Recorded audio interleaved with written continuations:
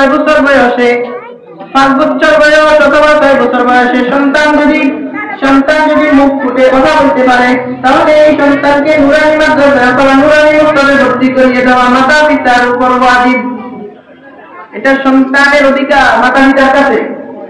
মাতা পিতার কাছে যত অধিকার আছে এর মধ্যে অন্যতম অধিকার হল সন্তানকে 7 বছর বয়সের আগে নুরানি মাদ্রাসা অথবা নুরানি মক্তবে ভর্তি করিয়ে দেওয়া।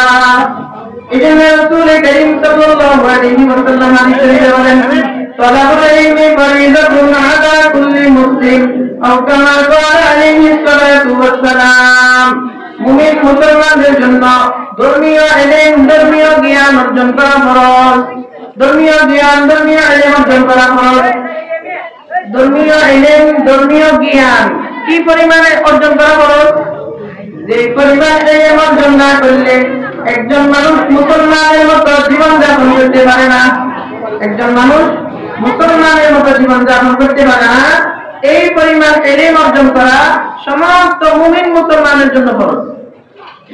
এখন যদি কোন মুমিন মুসলমান নামাজ, একটু মনোযোগ দেন, এদিকে মনোযোগ দেন, ওদিকে মনোযোগ দিয়ে না। বাইরে এখন ছোট ছোট বাচ্চারা দুষ্টামি করতেছে।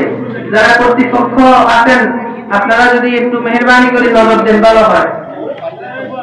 দুষ্টামি এবং আওয়াজ যদি হয় একসাথে 2 আওয়াজ চলে না। একটা হলো দ্বীনের কথা বলতেছে একজন, পার্শ্ববর্তী থেকে কথা বলতেছে অন্যরা, তো একসাথে 2 আওয়াজ চলে না।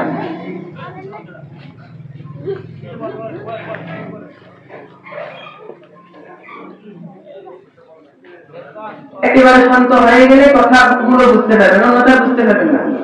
দেখুন রাসূল করিম সাল্লাল্লাহু আলাইহি ওয়াসাল্লাম বলেন, তলাবুল ইলমি ফরিদাতুন আলা কুল্লি মুসলিম। মুমিন মুসলমানের জন্য ধর্মীয় ইলম, ধর্মীয় জ্ঞান অর্জন করা ফরজ। কি পরিমাণে ইলম অর্জন করা ফরজ? যে পরিমাণে ইলম অর্জন না করলে একজন মানুষ মুসলমানের মতো জীবন যাপন করতে পারে না, সেই পরিমাণে ইলম অর্জন করতে হবে। কালিমা কালাম, ওযু গোসল, পাক নাপাক, হালাল হারাম। আবার বলতেছি, 1 নম্বর কালিমা কালাম, 1 নম্বর বলেন না কালিমা কালাম, 2 নম্বর ওযু গোসল, 2 নম্বর কি ওযু গোসল, 3 নম্বর পাক নাপাক, 4 নম্বর হালাল হারাম। আবার বলতেছি, 1 নম্বর কালিমা কালাম, বলেন 1 নম্বর কি, 2 নম্বর ওযু গোসল, বলেন 2 নম্বর কি, 3 নম্বর পাক নাপাক, 3 নম্বর পাক নাপাক, 4 নম্বর হালাল হারাম। কালিমা কি?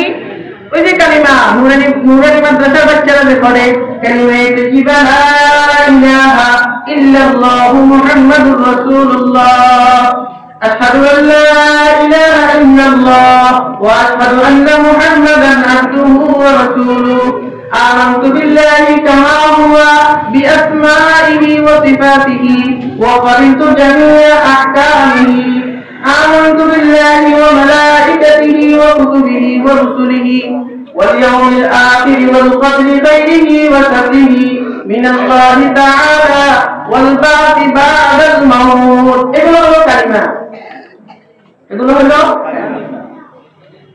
মসজিদে প্রবেশের সময় দোয়া পড়া, আল্লাহুম্মা ইফতাহলি আবওয়াবা রাহমাতিক।